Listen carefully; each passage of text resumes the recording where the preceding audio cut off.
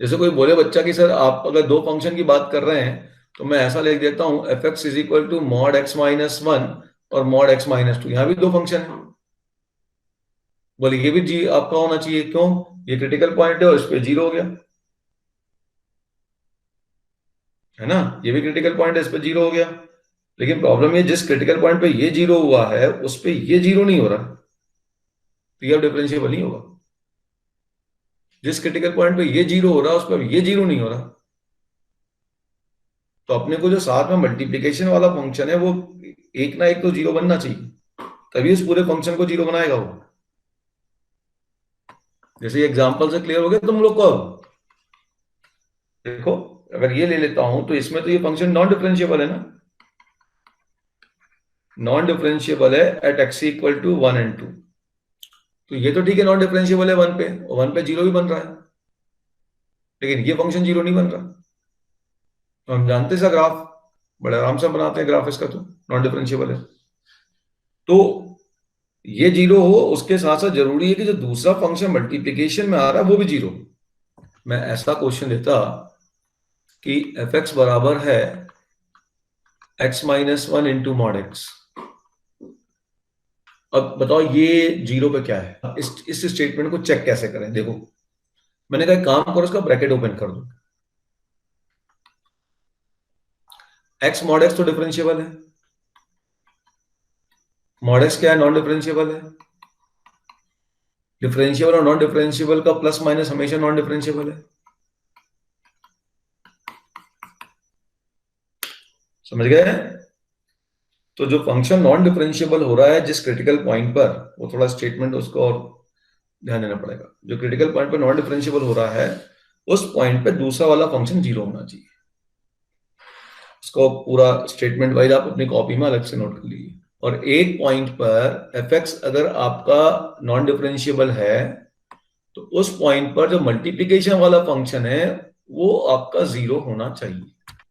ये क्वेश्चन मैं दूं आपको कि F X is equal to E की पावर मॉड एक्स, ये तो आपका नॉन डिफरेंशिएबल हो गया, पहली बात।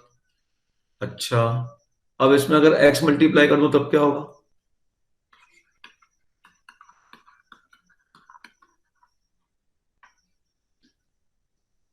अब ये जीरो पे नॉन डिफरेंशिएबल है, लेकिन ये जीरो पे जीरो बन जाएगा, ये फंक्शन डिफरेंशिएबल हो जाएगा। अच्छा, अब मैं इसमें e की पावर, इसको थोड़ा और एनालाइज करता हूं। मॉड एक्स माइनस वन अभी हमने लिया था, इसको देखूं तो ये क्या है? ये क्लियर है, ये आपका मॉड एक्स पर जीरो पे नॉन डिफरेंशिएबल है।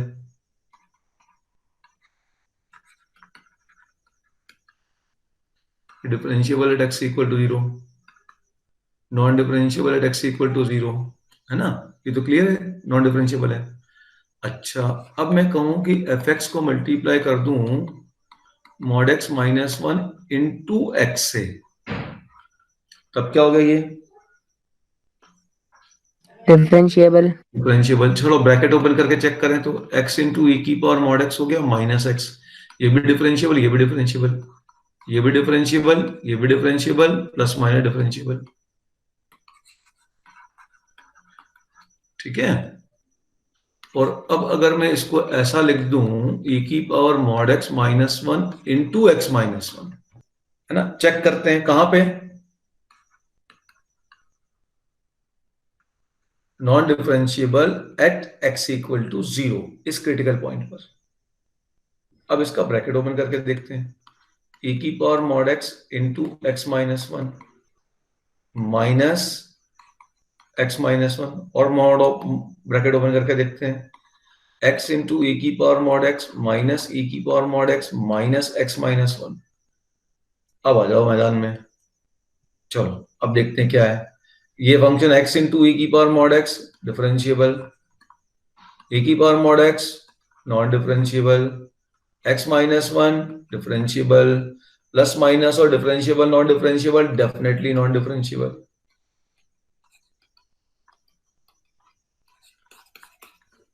पॉइंट समझ में आ गया? तो जिस पॉइंट पर फंक्शन आपका नॉट डिफरेंशिएबल है उस पॉइंट पे उसका प्रोडक्ट वाला फंक्शन जीरो की तरफ अप्रोच करना चाहिए, तभी वो डिफरेंशिएबल होगा, अदरवाइज क्या होगा? वो नॉन डिफरेंशिएबल होगा, स्टेटमेंट नोट कर लीजिए, इनटू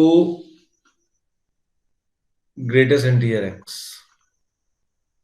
अब मैं कहता हूं एट एक्स इक्वल टू 1 में पूछूंगा तो 1 पे क्या होगा? बिना उसे कैसे लग रहा आपको? 1 पे तो ये डिफरेंशिएबल है, क्रिटिकल पॉइंट तो है ही नहीं इसका 1, तो डिफरेंशिएबल है, लेकिन ये 1 पे डिसकंटिन्यूअस है। भाई ये तो 1 पे खुद डिसकंटिन्यूअस है ना, ये तो डिसकंटिन्यूअस है, और ये तो डिफरेंशिएबल है, कंटिन्यूअस भी है डिफरेंशिएबल भी है। अब इसका प्रोडक्ट क्या होगा? कुछ नहीं कह सकता मैं, ये नॉन डिफरेंशिएबल है। एक डिफरेंशिएबल एक नॉन डिफरेंशिएबल का प्रोडक्ट, और कोई भी जीरो की तरफ नहीं जा रहा है, मैं नहीं कुछ कह पाऊंगा। ठीक है, तो अब इसमें मुझे अब पूरी left hand right hand derivative की कहानी, तो वो क्वेश्चन के हिसाब से देखना पड़ेगा कि वो फंक्शन जीरो बन रहा है या इस प्रकार के फॉर्मेट में जा रहा है, तो हम कर देंगे। मैं एक क्वेश्चन ले रहा हूं, देखता हूं क्या होता है। सो mod x into signum x, if x is greater than 0, mod x is plus x and signum x is into 1, so you're getting plus x. x signum mod x signum x का मैं वो बना रहा हूँ definition, if x is equal to 0, signum x will be 0, so it will be 0. If x is less than 0, then signum x will be -1, और mod x हो जाएगा minus of x into -1, तो वापस ही हो जाएगा x, है ना।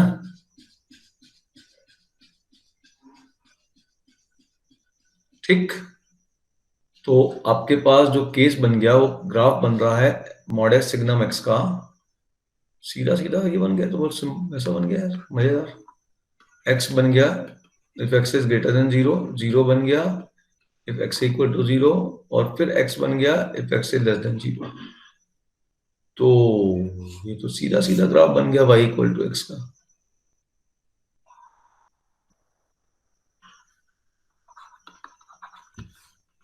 और ये फंक्शन तो आपका हर जगह क्या हो गया, बोलो, 0 पर डिफरेंशिएबल हो गया। ये तो हर जगह डिफरेंशिएबल हो गया, बल्कि आप कह सकते हो ऑल रियल नंबर के लिए डिफरेंशिएबल हो गया। अब ये फंक्शन देखा जाए तो अगर मैं ऐसा देखूं 0 पे, भाई प्रॉब्लम तो 0 पे ही है ना, सिग्नम और इसमें दोनों में, इसकी डेफिनेशन में 0 पे चेंज होती है, 0 पे नॉट डिफरेंशिएबल है। तो अगर मैं इसके क्रिटिकल पॉइंट 0 की बात करता हूं, कुछ mod x जो है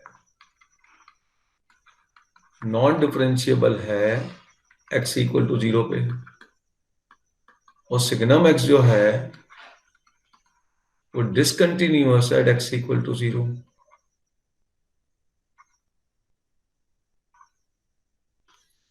तो ये भी नॉन डिफरेंशिएबल हो गया।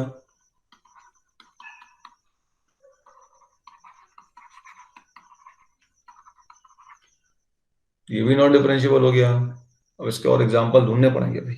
तो ये 0 पे नॉन डिफरेंशिएबल है, ये भी 0 पे नॉन डिफरेंशिएबल है, लेकिन 0 पे सिग्नम 0 0 है, देखो,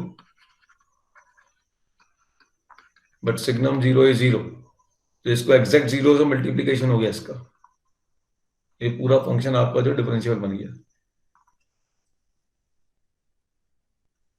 हाँ, तो इसकी आएगी ना नॉन डिफरेंशिएबल, मैंने कहा बोला डिफरेंशिएबल है, चेक करो, यहाँ 0 कोई नहीं बन रहा है, चेक करो इसको,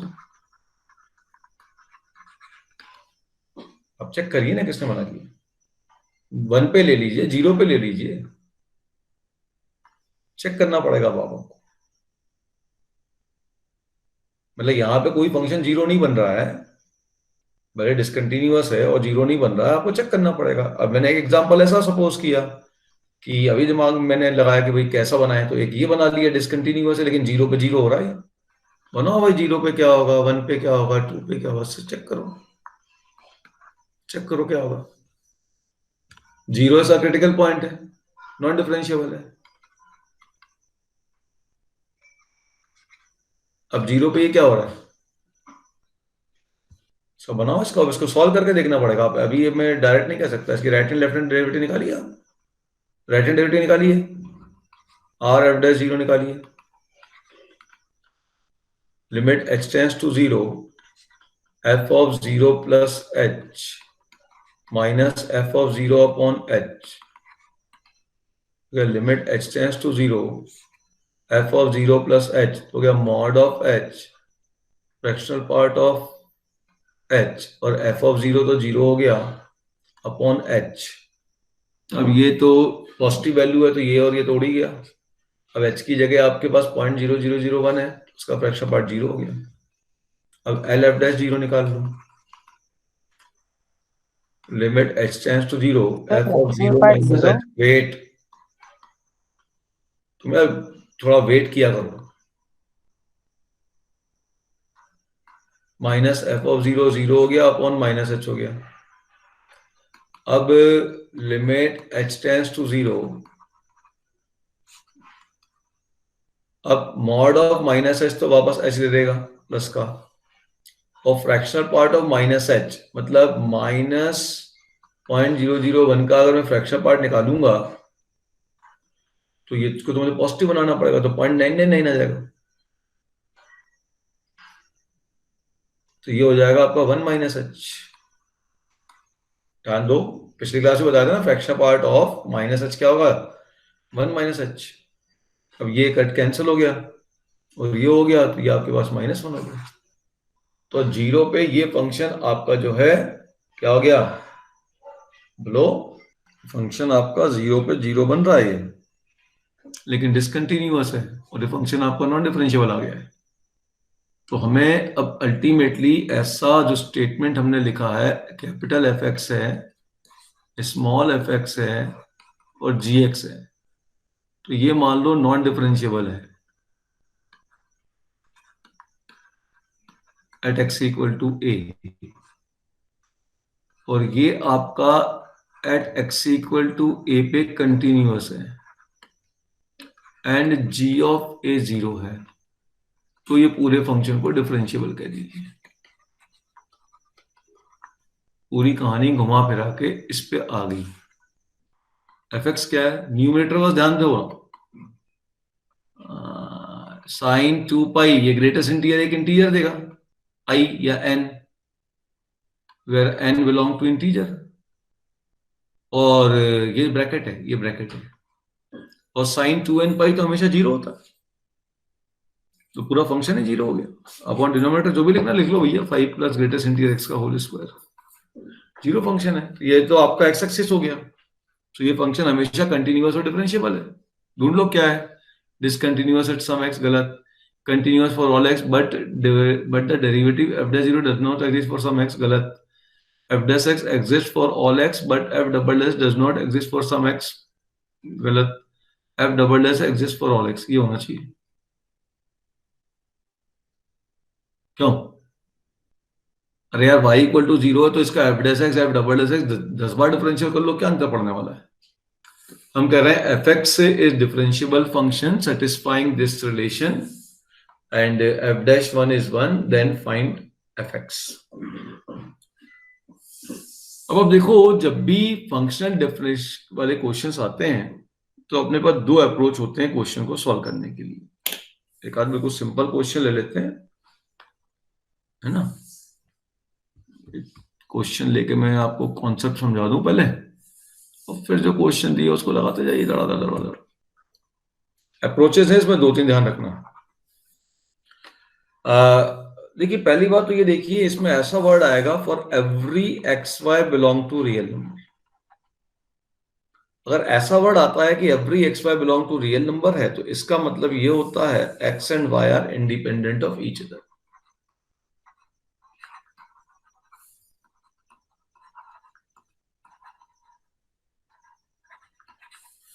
are independent of what, each other, एक दूसरे के इंडिपेंडेंट होंगे। और अगर एक्स वाई एक दूसरे के इंडिपेंडेंट होंगे तो इसका मतलब ये हो सकता है, इसका मतलब ये होगा कि भाई y जब x पर डिपेंड नहीं करेगा तो उसका जो डिफरेंशियल होगा वो जीरो होगा। बहुत बार ये सीधा सीधा काम कर जाता है, कभी कभी जब ये नहीं करता है तो हम इसको डिफरेंशिएट करते हैं with respect to X, keeping y as constant, मतलब पार्शियल डिफरेंशियल कर देते हैं।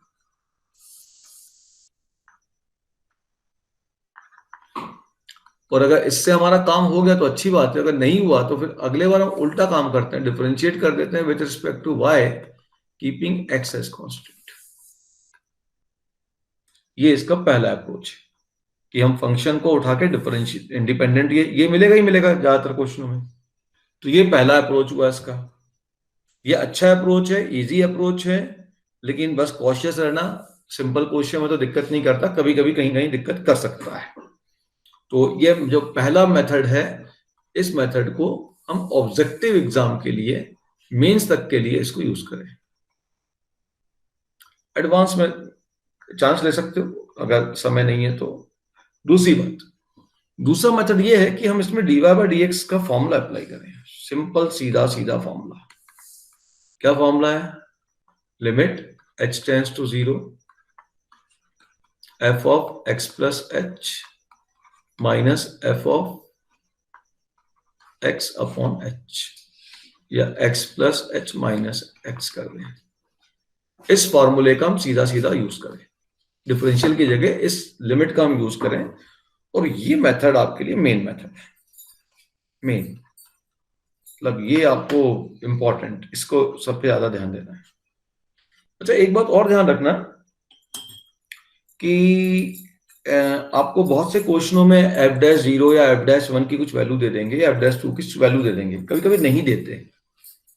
तो नहीं देते तो क्या देते हैं भाई? आपके पास गिवन क्वांटिटी क्या होगी? या तो ऐसा मिलेगा कि f'0 1 है, या f'1 की कोई वैल्यू दे देगा कि भाई 2 है, कुछ ऐसी डिफरेंशियल की वैल्यू दे देगा। अगर ये नहीं देगा तो फिर क्या देगा? फिर कभी ऐसी लिमिट देगा कि limit x tends to 0 fx upon x1 है, ऐसा कुछ देगा। अब ध्यान से सोचो कि कभी भी लिमिट के अंदर डिनोमिनेटर कब आता है? कंटिन्यूटी में आता है कि डिफरेंशियबिलिटी में आता है? तो डिनोमिनेटर तो डिफरेंशियबिलिटी में आता है, ये आ गया नीचे x h आ गया। तो डिनोमिनेटर में अगर x आ रहा है और उस पर लिमिट दी हुई है, मतलब ये क्वेश्चन डिफरेंशियबिलिटी का है। समझ गए? क्वेश्चन किसका है? ये डिफरेंशियबिलिटी का है। ये चीज ध्यान रखना है। तो ये जो इंपॉर्टेंट मेथड है अपने पास, जो मेन मेथड है कह लीजिए, मेथड 2 के नाम दे दिया इसको, इसमें हमें इस डेफिनेशन का यूज करना है और ऐसे काम करना। अच्छा, अगर बाई चांस मान लो f'0 दिया है तो इसका मतलब क्या है? इसका मतलब तो है f'(x), f'(x) है ये। So what is meaning of f'0?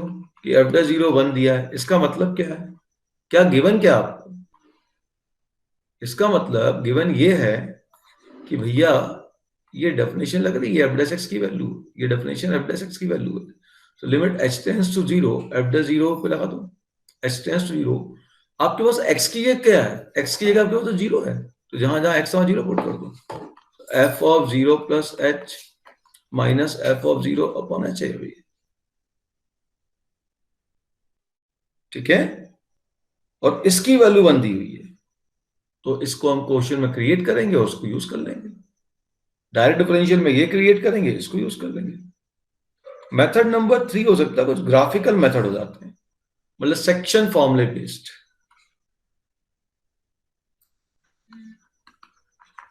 Graphical method based on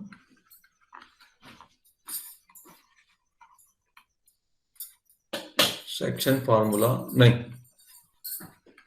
section formula, या बेस्ड ऑन,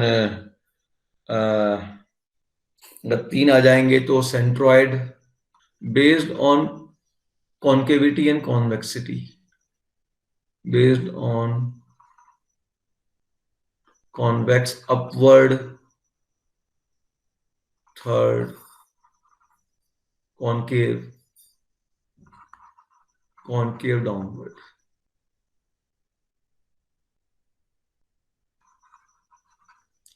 तो अगर कॉन्केव अपवर्ड है तो ऐसा ग्राफ खुलेगा, कॉन्केव डाउनवर्ड है तो ऐसा ग्राफ खुलेगा। तो फिर इसके ऊपर पॉइंट लेंगे, ट्रायंगल ट्रायंगल कुछ भी बना सकते हैं उससे, और इसके ऊपर के पॉइंट के बीच में हम कुछ रिलेशन डेवलप करेंगे। जो भी होगा। तो ये 3 हमारे पास अप्रोचेस हैं क्वेश्चन को सॉल्व करने के लिए। कॉम्पिटिटिव लेवल में, स्पेशली ऑब्जेक्टिव एग्जाम में, पहला मेथड बहुत बार काम कर जाता है, लेकिन एडवांस में तो हम सेकंड मेथड पे ही ज्यादा रिलाई करेंगे। डिफरेंशियबिलिटी में समस्या होने की चांसेस बहुत ज्यादा रहती हैं। कंटिन्यूटी में तो भी बहुत विजुअलाइजेशन हो जाता है, यहां थोड़ा सा दिक्कत होता है। तो चलिए एक सिंपल सा क्वेश्चन लेते हैं। जो ये मेथड क्लियर हो गया सबको? You can take snapshot if you want. f of x plus y is equal to f of x plus f of y for every xy belong to real number. ठीक है? And f dash 0 is 1. Find f dash y. एक हमने question दे दिया। तो देखिए पहली बात, देखिए every x Y belong to real number है। हमने क्या बताया मेथड 1 में कि अगर x y, every x Y belong to real number है, इसका मतलब होता है कि x and Y are independent of each other. और अगर वो एक दूसरे पे इंडिपेंडेंट है तो उसका dy बाय dx 0 होगा। या तो डायरेक्ट निकाल लो या पार्शियल डेरिवेटिव करके निकाल लो, वो भी कर सकते हो। पहले वाले से काम हो गया तो ठीक, नहीं तो एक और बार करना पड़ेगा। कुछ क्वेश्चन में डबल बार करना पड़ता है, तो that depends on the question. ठीक है, तो इस क्वेश्चन में या फिर आप ये डेरिवेटिव यूज कर लो, या कहीं ऐसा कुछ लग रहा है तो भाई ये यूज कर लो, ये भी कर सकते हो। सो अब आ जाओ मेथड 1 पे, क्योंकि x Y belong to real number है, तो अब मैं इसको डिफरेंशिएट कर रहा हूं with respect to x, keeping y as constant। मतलब मैं एक प्रकार से पार्शियल डेरिवेटिव कर रहा हूं आपके लिए, ठीक है ना। तो चलिए डिफरेंशिएट कर देते हैं।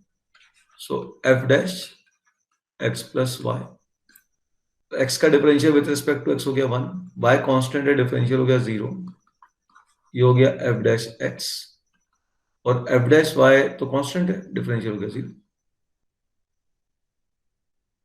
किसका खत्म?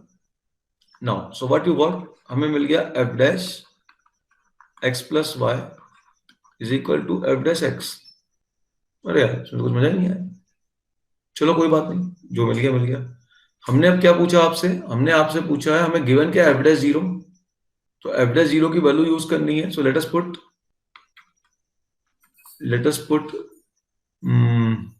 x इक्वल टू बड़ा अजीब सा क्वेश्चन बना दिया। पुट x इक्वल टू 0, जिससे कि f डैश 0 की वैल्यू यूज कर लें। तो x के 0 पुट करते हमें क्या मिला, f dash y is equal to f dash 0। ठीक है, और f डैश 0 की वैल्यू दी हुई है 1, तो f डैश y की वैल्यू हो गई 1। क्वेश्चन तो बहुत इजी हो गया। अब f डैश 5 की वैल्यू निकालनी है। अब पुट कर देता हूँ x की जगह 5, f डैश 5 की भी वैल्यू होगी, मतलब ये लीनियर फंक्शन है सीधा सीधा। ठीक है भाई, 0 पे भी स्लोप 1 है। अरे भाई इसका मतलब क्या है, f डैश 0 1 का मतलब क्या, slope of function at 0 is 1 and slope of function at 5 is also 1। इसका मतलब क्लियर है कि 0 पे जो फंक्शन का स्लोप था 5 पे भी वही है, जो 0 पे स्लोप है 5 पे भी वही है। इसका स्लोप तो आपका फंक्शन स्ट्रेट लाइन है। अब ऐसी है या ऐसी है मुझे नहीं मतलब, स्ट्रेट लाइन लीनियर फंक्शन। चलो इसी क्वेश्चन को थोड़ा सा और मॉडिफाई कर देते हैं। F of X plus Y लो, एक्स इंटू वाई लो। एक मिनट, एक्स इंटू वाई लेना पड़ेगा। चलो नहीं, एक्स प्लस वाई ले लेता हूँ। हाँ, ये जा, इसमें थोड़ा सा सोचना पड़ेगा। भाई कंडीशन वही दे दी, F of 0 is 1, F dash 5 निकालना है, और वो तो है ही every x Y belong to real. फिर डिफरेंशिएट कर देता हूं मैं। So F dash x plus 1 X plus Y into 1 plus 0 is equal to F dash x into F of Y. F of Y constant है, बाहर निकल गया, F X का डिफरेंशियल एफ डैश एक्स कर दिया। अब यहां पे पुट कर देता हूं, क्या मिला ध्यान से देखो, f dash x plus y is equal to F dash x into F of y. अब यूज किसे करना है, एफ डैश 0 की वैल्यू 1 यूज करनी है। तो चलो एफ डैश 0 की वैल्यू 1 यूज कर लेते हैं। तो एफ डैश 0 पुट करता हूँ, एक्स की जगह 0, देखता हूँ, मैंने मन से क्वेश्चन बनाया था क्या होता है। F dash 0 plus y f dash 0 into F of y. अब एफ डैश 0 की वैल्यू कितनी दी हुई है 1, निकालना तो पड़ेगा आपको, कुछ ना कुछ तो निकालना पड़ेगा। एक काम करो, अब उसमें तो दिक्कत दिख रही है, एफ ऑफ 5 कहां से निकालोगे आप, निकाल पाओगे 5? तो इसको ऐसा लिख देते हैं, f dash y upon f of Y is equal to 1 हो गया। थोड़ा इंटीग्रल लगा लेते हैं, जनरल काम कर लेते हैं, ठीक है ना। अब इसको इंटीग्रेट कर लेते हैं, तो हो जाएगा ln F of Y is equal to X plus C. अब c की वैल्यू निकालने के लिए आपको एक ना एक वैल्यू चाहिए। अब फंक्शन की वैल्यू निकालते हैं, तो यहां पे x और y की जगह 0 पुट कर देते हैं।